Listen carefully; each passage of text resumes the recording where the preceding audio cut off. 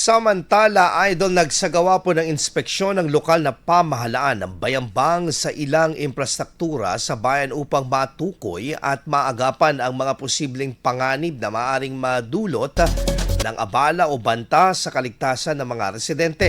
Pinangunahan ng Municipal Disaster Risk Reduction and Management Office at Municipal Engineering Office ang magkakaugnay na assessment at on-site interventions na nakatuon sa mga isyong may kinalaman sa mga naturang infrastruktura at kapaligiran.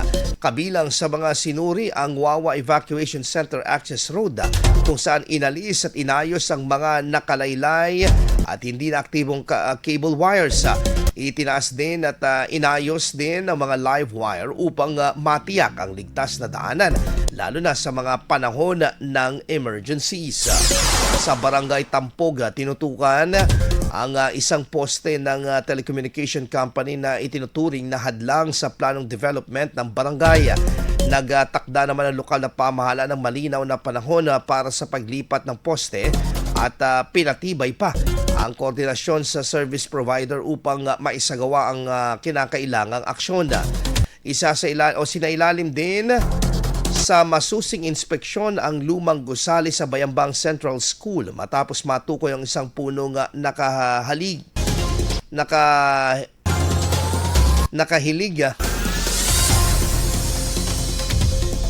na maaring magdulot ng pinsala sa isang silid-aralan. Patuloy umanang ang pagsasagawa ng mga kahalintulad na inspeksyon ng lokal na pamahalaan sa iba pang lugar sa bayan bilang hakbang sa pagpapanatili ng kaligtasan at kahandaan ng mga residente.